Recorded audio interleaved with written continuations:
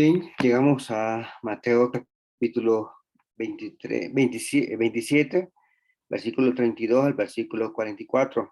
La porción que nosotros encontramos allí tiene que ver básicamente con la crucifixión de Jesús. El propósito de la elección es que nosotros pues consideremos el sufrimiento de nuestro Redentor, que de igual manera pues eh, vemos entonces que fue eh,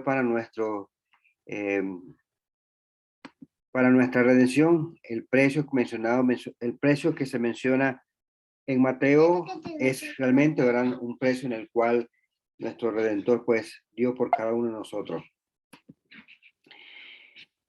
Podemos decir que había llegado la hora en el cual Jesús cumpliera su propósito sobre la tierra, para que de igual manera entonces se convirtiera en el sacrificio perfecto mencionado por Hebreo, en el cual, ¿verdad?, se hizo una vez para siempre.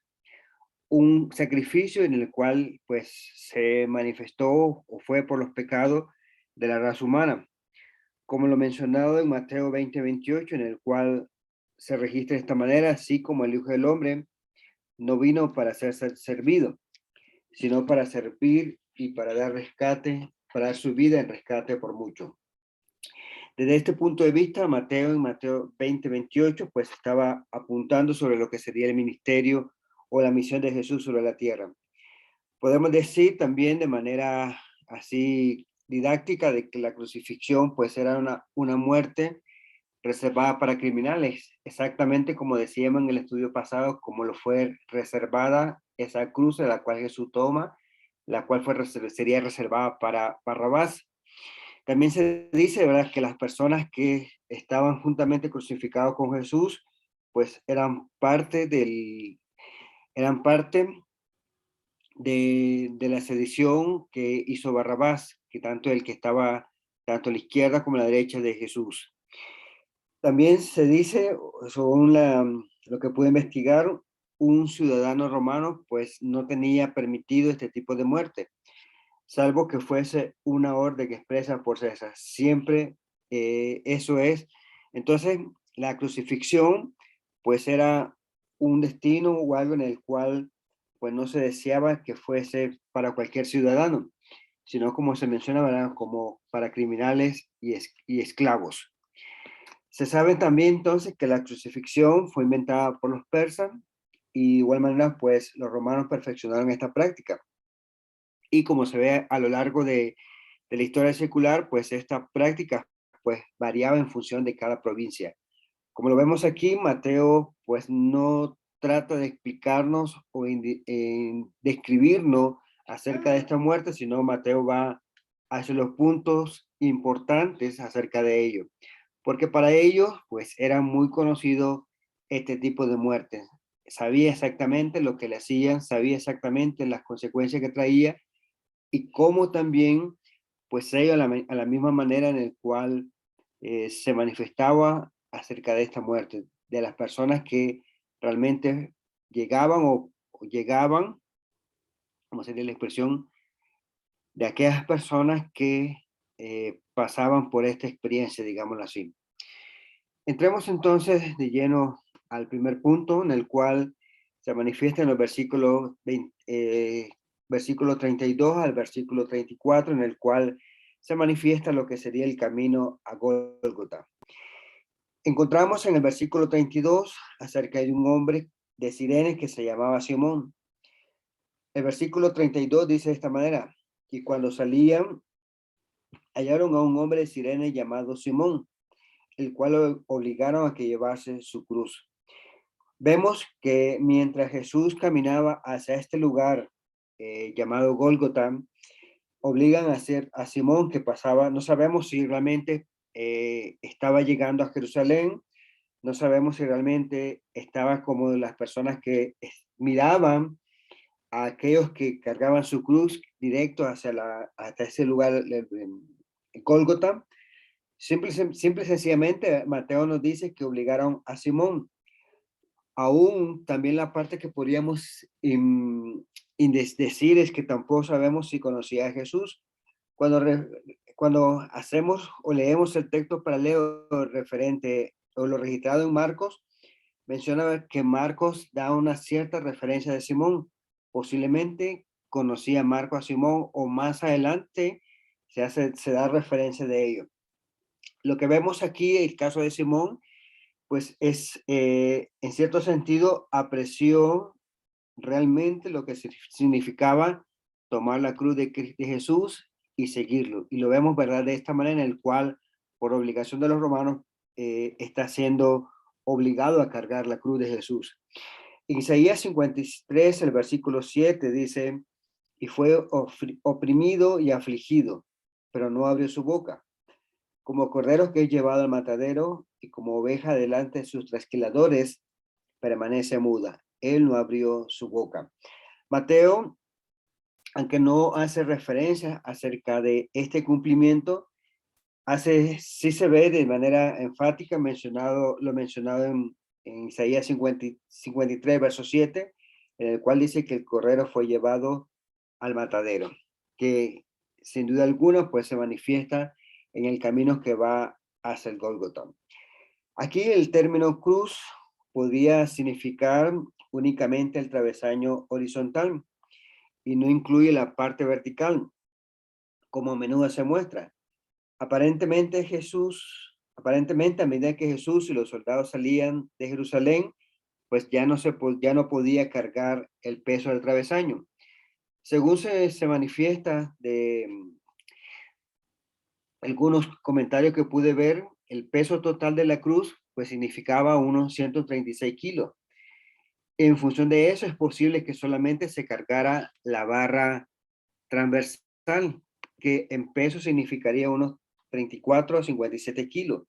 Y lo que vemos entonces es que Jesús realmente no pudo cargar este elemento hacia el lugar donde se debía de llevar. También debemos de pensar el por qué no pudo llevar la cruz. Como habíamos dicho anteriormente en el capítulo 26, al finalizar el capítulo 26, se manifiesta que que los sacerdotes y todo el concilio estuvieron reunidos toda la noche. Entonces es de suponer que Jesús pasó despierto toda la noche. Es muy probable que tampoco hubiese comido ni recibido bebida, por lo cual esto en cierto sentido merma las fuerzas o merma en cierto sentido de que Jesús realmente pudiese cargar su cruz. También debemos de considerar que él posiblemente perdió sangre cuando recibió los azotes severos.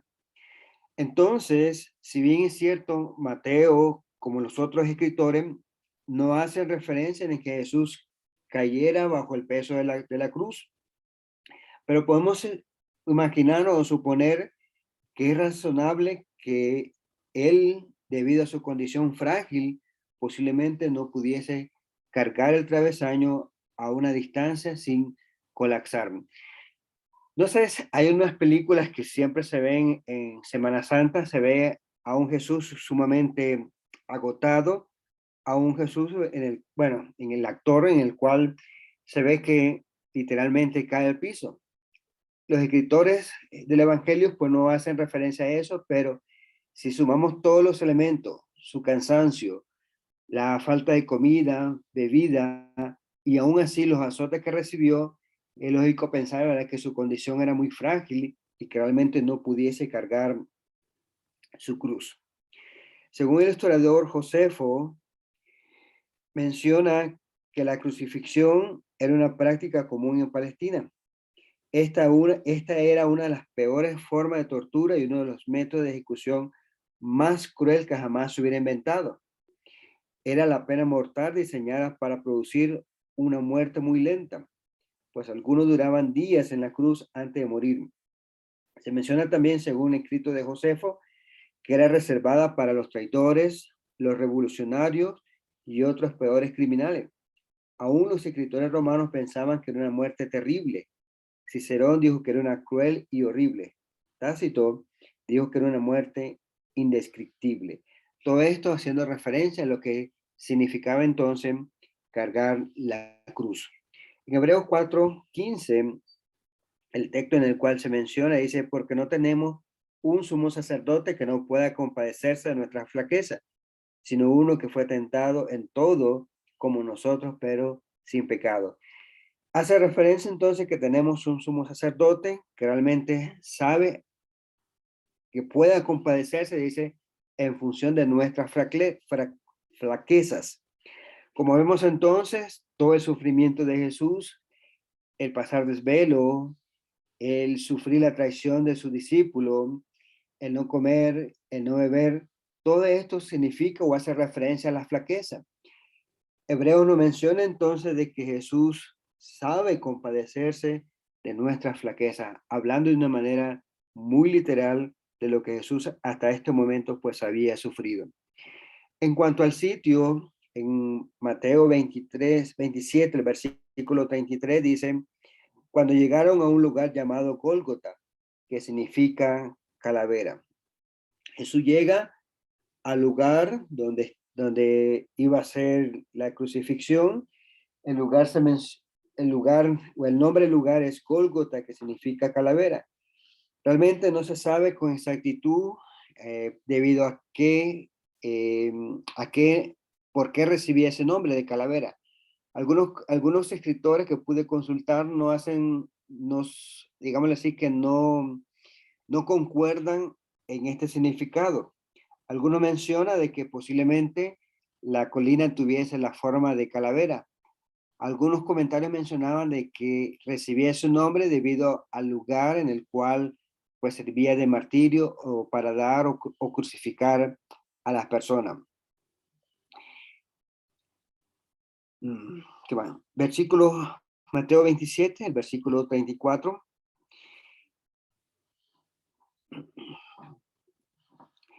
Dice, intenta darle beber vino agrio, mezclado con hiel, pero él lo rechaza. Versículo 34 dice, le dieron a beber vino mezclado con hiel, pero después de probarlo, no lo quiso beber. Salmo 69, el versículo 20 y el versículo 21 dice de esta manera, la afrenta ha quebrantado mi corazón y estoy enfermo. Esperé compasión, pero no la hubo. Busqué consoladores, pero no los hallé. Y por comida me dieron hiel. Para mi sed me dieron a beber vinagre. En este salmo mesiánico se hace referencia en el cual dice que esperaba comida y no le dieron. Más bien dice que le dieron hiel. Para poder calmar su sed, dice que le dieron de beber vino mezclado. Perdón, a beber vinagre. En Marcos capítulo 15, el versículo 23, trataron de dar a Jesús vino mezclado con mirra, pero él no lo tomó. Posiblemente, o la referencia que yo encontré en cuanto al vino o al vinagre, era una bebida como una especie de narcótico vegetal. Esta bebida en particular servía para entorpecer los sentidos y así poder amortiguar un poco el sufrimiento que la muerte de crucifixión causaba a las personas. En otras palabras, sería como un anestésico para cuando uno se va a operar de manera quirúrgica. Pero si vemos de Jesús, no lo tomó porque no quería estar medio inconsciente durante sus momentos finales. Y vemos entonces que decidió enfrentar todo aquello que significaba, en otras palabras, el terror físico, realmente con sus sentidos despiertos. El vino entonces sería el vino amargo o poco usado por los soldados romanos.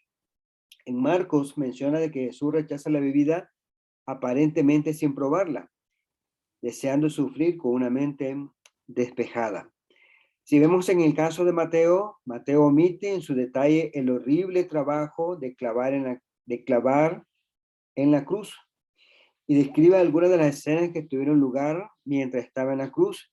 Y en ello vemos que Mateo se va directamente al momento en el cual Jesús ya está en la cruz, al momento en el cual dice que únicamente le dieron a beber, le dieron bebida mezclada con hiel, como Marco realmente lo menciona, vino mezclado con mirra, pero él dice que no lo recibió.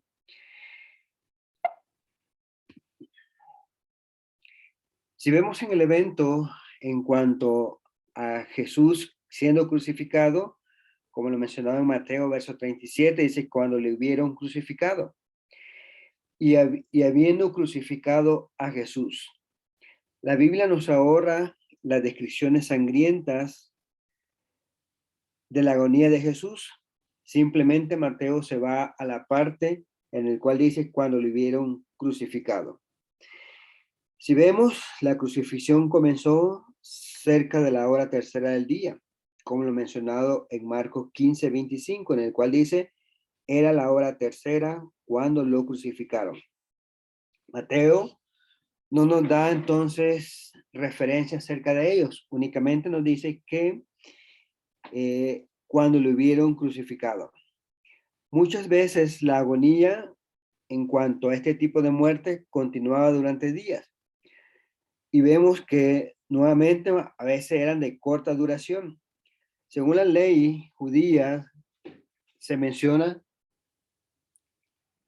según se menciona, que era prohibido dejar un cuerpo colgado en un madero más de un día, como lo mencionaba en Deuteronomio capítulo 21, el versículo 22 y 23.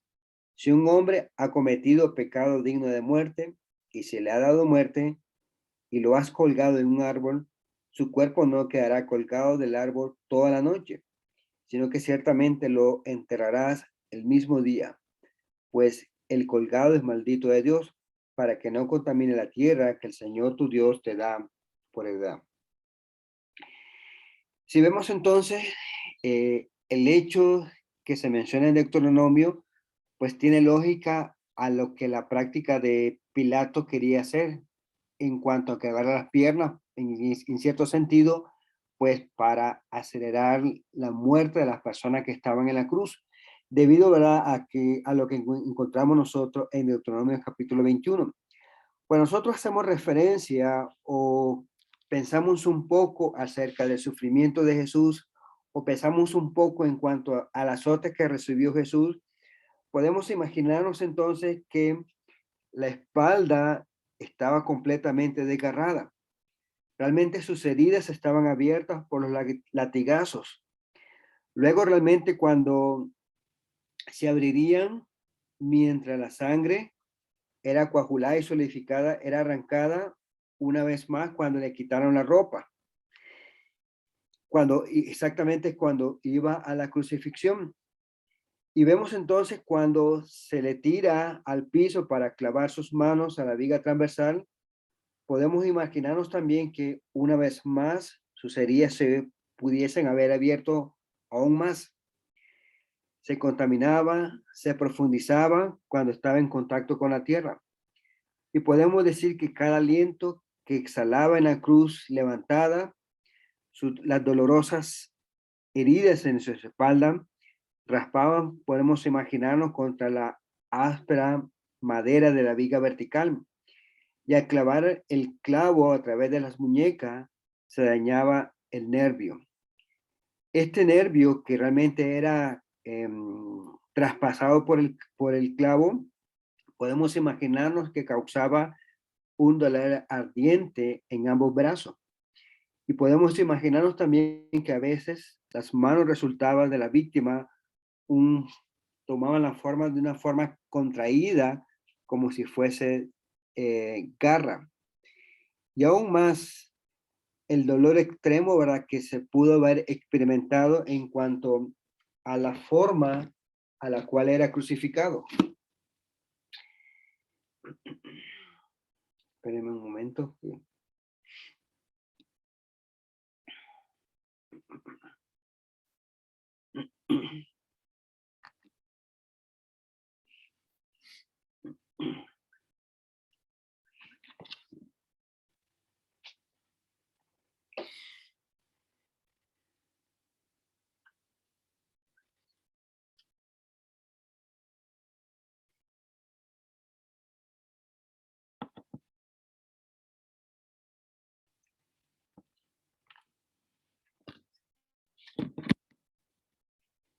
Disculpen, tengo un problema técnico por acá.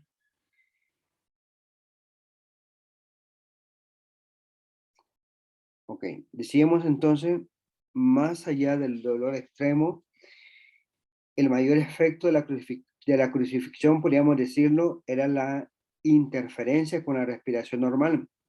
Imaginémonos, el peso del cuerpo estaba siendo jalado hacia abajo sobre sus brazos y los hombros. Tendía a fijar los músculos respiratorios en un estado de inhalación y podemos imaginarnos entonces impidiendo, por tanto, la exhalación. La falta de respiración adecuada resultaba en severos calambres musculares, los cuales podemos imaginarnos que aún más dificultaba la respiración. Para poder respirar adecuadamente, vemos entonces que la persona que estaba en la crucifixión tenía que levantar o empujarse sobre sus pies, tratar de flexionar los codos y abrir un poco más los hombros. Y toda esta acción para tratar de respirar en esa posición, podemos imaginarnos que era sumamente cruel. Cuando, cuando de sus pies estaba clavado, al tratar de hacer ese movimiento, realmente entonces podemos decir de que producía dolor. El peso del cuerpo sobre sus pies, podemos imaginarnos que producía aún más dolor. Levantar el cuerpo para respirar, podemos imaginarnos también que raspaba de manera muy dolorosa su espalda, la cual, ¿verdad?, estaba completamente llagada o abierta por las heridas que dejaron los azotes. Y todo esto, al tratar de levantarse, pues cada esfuerzo por respirar, podríamos decir que era agonizante, que era sumamente fatigante. Y toda esa acción de tratar de respirar, pues en cierto sentido, pues implicaba o resultaba una muerte que era sumamente rápida. Según algunos comentaristas que pude leer, la muerte por crucifixión, eh, la persona podía morir por diferentes razones. Uno, un shock agudo por la pérdida de sangre, estar demasiado cansado como para seguir respirando, es decir, se dejaba completamente caer debido a su propio peso, a su propio cansancio. Podemos imaginarnos también deshidratación, ataque cardíaco provocado por la asfixia o por la angustia de querer eh, respirar. Y vemos entonces de que realmente la persona o la víctima que estaba en la cruz, pues no moría, digámoslo así, demasiado pronto, porque realmente eso le, podríamos decir, le dificultaba el trabajo de querer estar respirando, buscando la manera de cómo comenzar o seguir respirando. Muchas veces para acelerar la muerte en la cruz, pues muchas personas, pues, o los romanos lo que hacían, pues era quebrarle las piernas.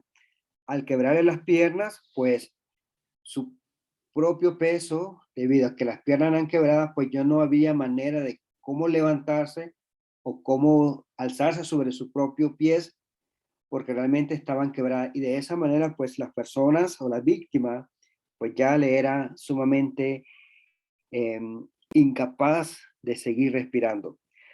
Según eh, algunos, bueno, según las imágenes que se ve en cuanto a la crucifixión de Jesús, siempre se dice o siempre se ve en la imagen, no sé si te han visto del crucifijo, del INRI, se menciona que los clavos fueron clavados propiamente en la palma de la mano. Según lo que estuve viendo o investigando, no es factible que que los clavos fuesen clavados en las palmas de las manos. Si nosotros nos ponemos a tocar, es una zona sumamente frágil, una zona en la cual el peso del cuerpo no se iba a sostener completamente. Entonces, la explicación más rápida o más fácil, o no fácil, sino más entendible, es que realmente los clavos traspasaban la parte de la muñeca. Al estar en la muñeca, pues en cierto sentido, pues peso del cuerpo se podía soportar en esa posición del cuerpo. También para los judíos en aquel entonces consideraban la muñeca como parte de la mano. Por eso cuando Jesús hace referencia a que en cuanto a Tomás, pues que metiera su dedo en su mano, pues hacía referencia, ¿verdad?, a la muñeca. No había esa división que nosotros podemos hacer hoy en día en cuanto a la mano y a la muñeca.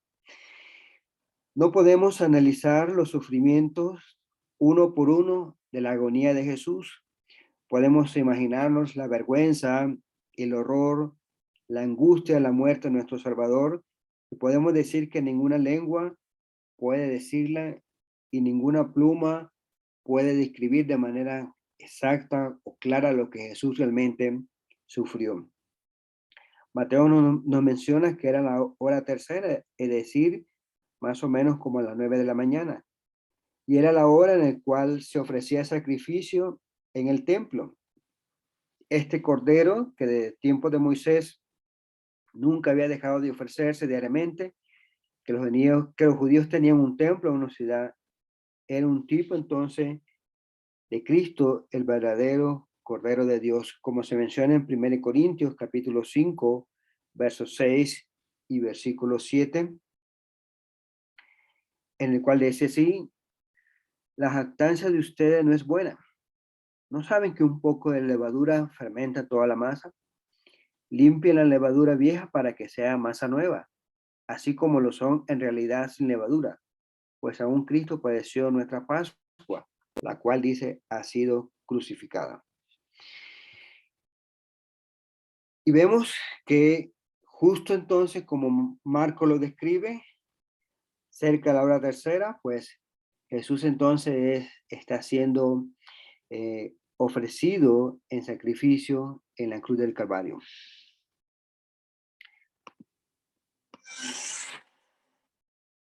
Disculpe, ese era un video que quisiera presentarlo al final si es que hay tiempo.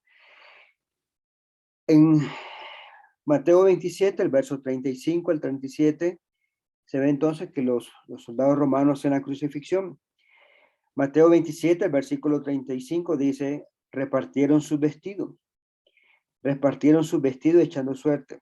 Jesús en la cruz podemos decir que literalmente perdió sus ropas. Y esto podríamos decirlo que era de suma humillación, pues estaba desnudo. En Salmos capítulo 22, el versículo 17, el versículo 18 dice: contar puedo todos mis huesos. Y esta expresión, ¿verdad?, pues se relaciona fácilmente cuando Jesús recibe el azote romano. Como habíamos dicho anteriormente, pues un azote en el cual tenía en sus puntas de las cuerdas trozo de bronce, tenía incrustado huesos o algunas bolitas de acero, pues esa producía laceraciones en el cuerpo y muchas veces pues quedaba descubiertos los huesos. En este caso Jesús, o en el Salmo mesiánico, menciona, dice que contar puedo todos mis huesos. Entre tanto, ellos me miran y me observan. Imaginémonos Jesús despojado de sus ropas, siendo visto, ¿verdad?, por todas las personas que estaban ahí, que fueron a ver esto. Y no solamente esto, sino que las personas que iban hacia Jerusalén, pues necesariamente pues miraban esta crucifixión. El verso 18, que es la parte que se menciona también en Mateo 27:35, dice: se reparten entre sí mis vestidos y sobre mi ropa echan suertes. Aquí se ve básicamente o se da cumplimiento a lo mencionado en Salmo 22. Los soldados romanos, como un botín de la presa, como un botín de lo que ellos están aguardando, pues dice el versículo, pues están repartiéndose sus vestiduras. 27:36 dice: y sentados ahí le aguardaban, y sentados los custodiaban allí.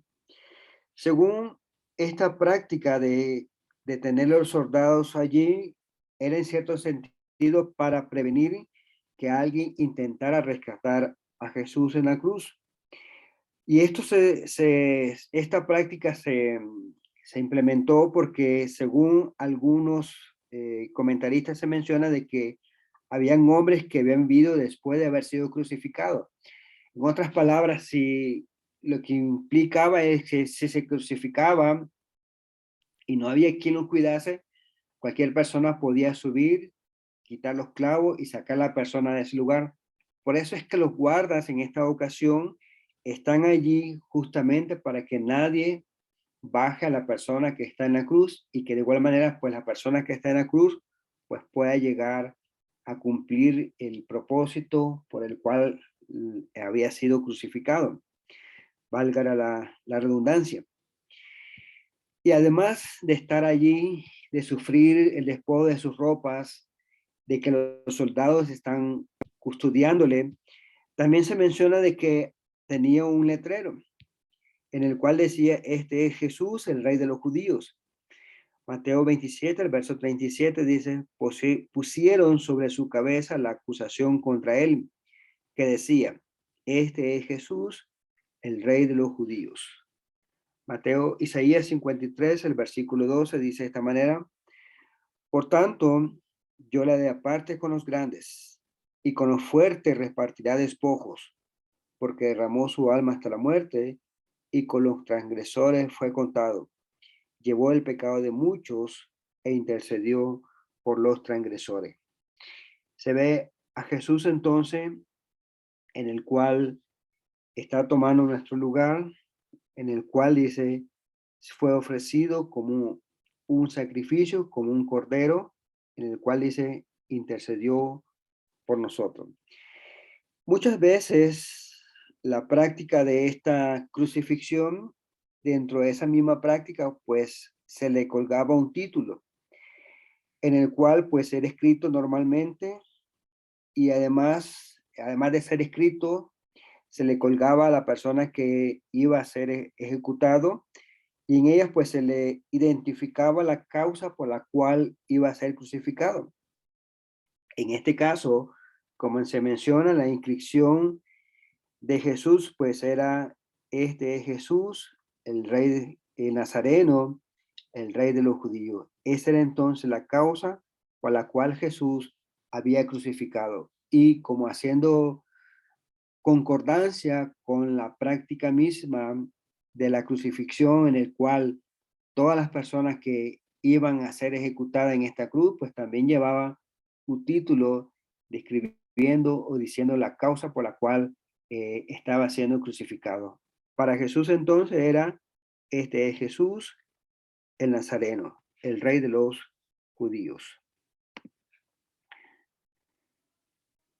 ¿Qué más encontramos?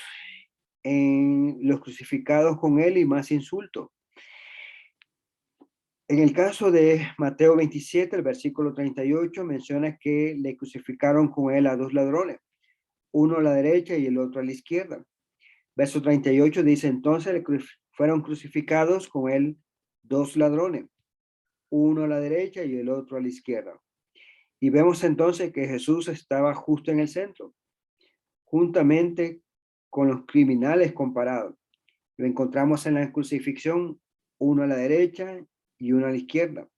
En el momento en el cual Pilato preguntó a la multitud a cuál deseaban que le liberara, pues encontramos, ¿verdad?, que le estaba comparando con Barrabás. Una vez más, vemos que se da cumplimiento a lo mencionado en Isaías 53, el versículo 12, en el cual dice, por tanto, yo le daré parte con los grandes y con los fuertes repartirá despojo, porque derramó su alma hasta la muerte y con los transgresores fue contado. En este caso, como Mateo lo menciona, pues estaba siendo identificado pues con dos ladrones, el uno a la derecha y el otro a la izquierda. Podemos decir entonces que la escena del Gólgota presentó una cruz principal. Sin embargo, dijo que también había otras dos, como lo menciona, ¿verdad? Uno a la derecha y el otro a la izquierda. Y en cierta forma, estas tres cruces podríamos decir que eran similares. Todos estos hombres que colgaban de ella habían sufrido el dolor, la sofocación el calor, la transpiración en sus ojos y sus heridas. Y podemos imaginarnos los insultos de las personas que estaban allí y algo más, ¿verdad? Que en el cual es sumamente molesto. A veces los insectos.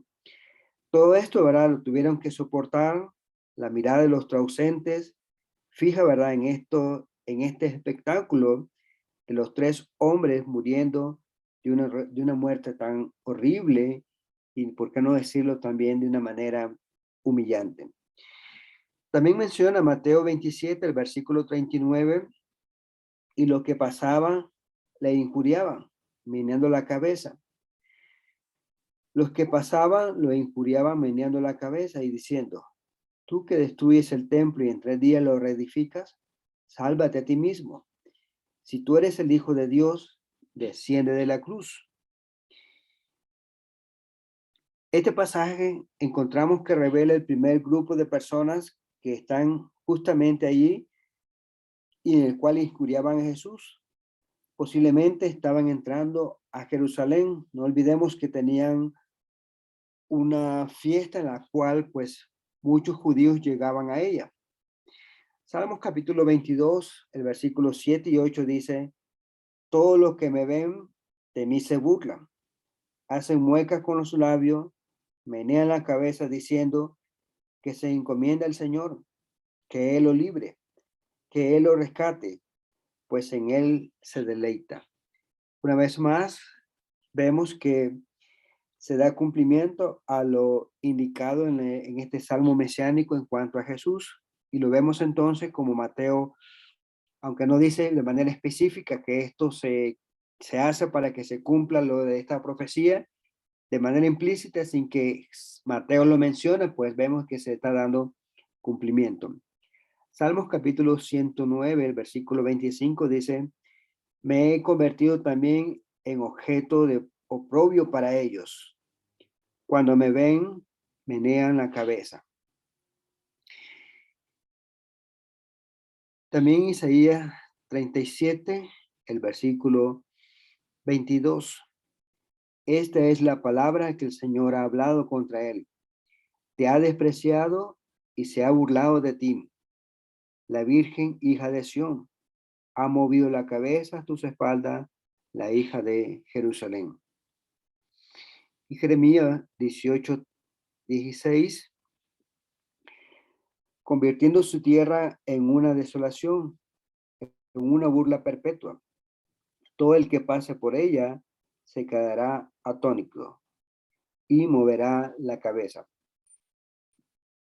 Vemos entonces que en Jesús se cumplen estas profecías.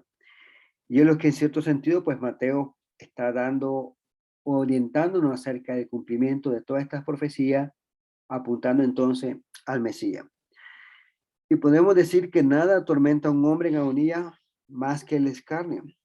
Cuando Jesucristo realmente deseaba aquellas palabras de compasión, aquellas miradas de bondad, dicen que los que pasaban la injuriaban meneando la cabeza. Mateo 27, versos 41 y 42, vemos también que el otro grupo de personas que también estaban allí injuriándole a Jesús en el momento de su muerte, dice que eran los principales sacerdotes, los escribas, los cuales también se burlaban. Versos 41 y 42 dice, de igual manera, también los principales sacerdotes, junto con los escribas y los ancianos, burlándose de él, decían, a otros salvó, a él mismo no se puede salvar, Rey de Israel es, que baje ahora de la cruz y creeremos en él. Este es el segundo grupo de personas que injuriaban a Jesús y vemos que estaban compuestos por los principales sacerdotes, los escribas, los fariseos y los ancianos. Estaban entonces ridiculizando los milagros que Jesús había hecho durante su ministerio. Estas portentosas obras revelaron su compasión para los que estaban dolientes en el mundo. Y vemos entonces que estas personas religiosas y los maestros del pueblo dejaron su trabajo porque era justamente el momento en el cual ellos en el templo debían de ofrecer sacrificio, debían de ofrecer el cordero Pero vemos aquí que están uniéndose a los que estaban injuriando al Hijo de Dios. Lo sabían, y vemos entonces que este grupo lo habían perseguido contra él, diciéndole o persiguiéndole durante todo su ministerio personal, y aún más en el momento de su hora, en ese momento en el cual deseaba tener una hora apacible en el cual pudiera morir. Vemos entonces que ellos les estaban atormentando hasta en el último momento. Y vemos el versículo 43, continúan con su ataque. En Dios confía, que lo libre a él si él lo quiere, porque ha dicho, yo soy hijo de Dios. Los líderes judíos estaban difamando la afirmación de Jesús en cuanto a ser hijo de Dios. En Salmos capítulo 22, el versículo 8 dice, que se encomienda al Señor, que Él lo libre, que Él lo rescate, pues en Él se deleita.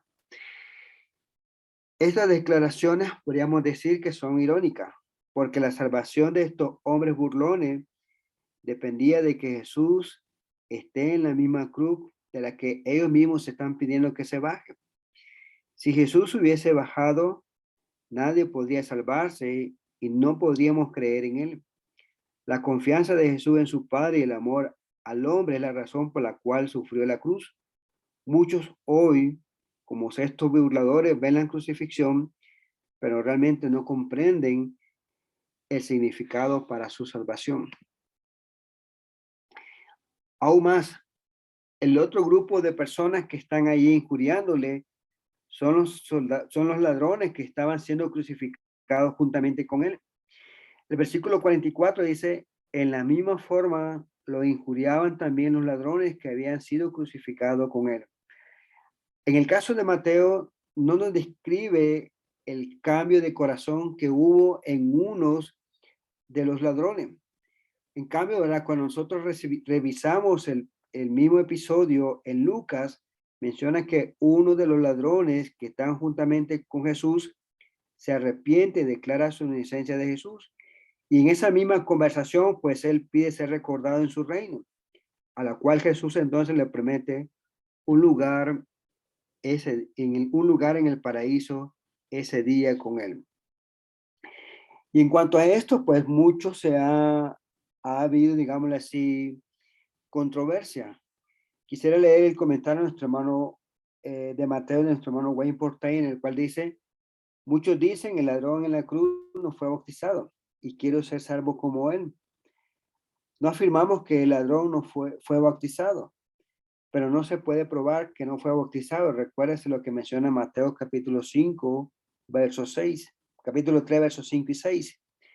El ladrón murió bajo el primer testamento y realmente nosotros vivimos bajo el Nuevo Testamento. Ahora el mundo está sujeto a las instrucciones de la Gran Comisión, como lo vemos en Mateo 28, versos 19 y 20, en el cual allí encontramos a Jesús una vez que ha resucitado, una vez en el cual ha dado las cosas necesarias que tenemos que hacer para que nosotros encontremos la salvación. El texto importante es de hecho, sin menospreciar a Mateo 28 y Marcos 16, pero Mateo Hechos 2:38, Pedro hablándole a la multitud menciona, entonces Pedro le dijo, arrepiéntanse y sean bautizados, cada uno en el nombre de Jesucristo, para el perdón de sus pecados, y recibirán el don del Espíritu Santo. Pedro, hablando una vez más, o hablando en esta primera ocasión, válgase la aclaración, después de la cruz, encontramos que las cosas necesarias para encontrar la salvación es que debían de arrepentirse y ser bautizados en el nombre de Jesucristo para el perdón de los pecados. A manera de conclusión de este estudio, vemos entonces que su camino en la cruz fue extenuante, que pudo soportar. Y vemos entonces en esta ocasión, Simón de Cirene fue obligado a cargar la pesada cruz debido a que Jesús ya no tenía fuerza para poder continuar con ella. Mateo no describe este tipo de muerte, Posiblemente para ellos era algo en el cual estaban familiarizados, sabían lo que las personas que llegaban a esa cruz, sabían lo que sufrían, sabían exactamente lo que las personas sufrían. Y vemos entonces que era una muerte muy dolorosa en todo el sentido de la palabra. Y vemos entonces que Jesús, este fue el precio que Jesús dio por nuestra redención, en el cual se ofreció como un cordero sin mancha. Y aún en la cruz, diferentes grupos que estaban allí le injuriaban e insultaban a Jesús. Y aún más encontramos que este acto de amor se manifiesta como un sacrificio por el cual nosotros tenemos redención de nuestros pecados. Gracias a ese sacrificio en el cual Jesús lo dio para que realmente en nosotros hoy en día fuésemos y encontrásemos la redención de nuestros pecados. Gracias, amados hermanos, por permitirme llegar ante ustedes. Que el Señor entonces les siga bendiciendo.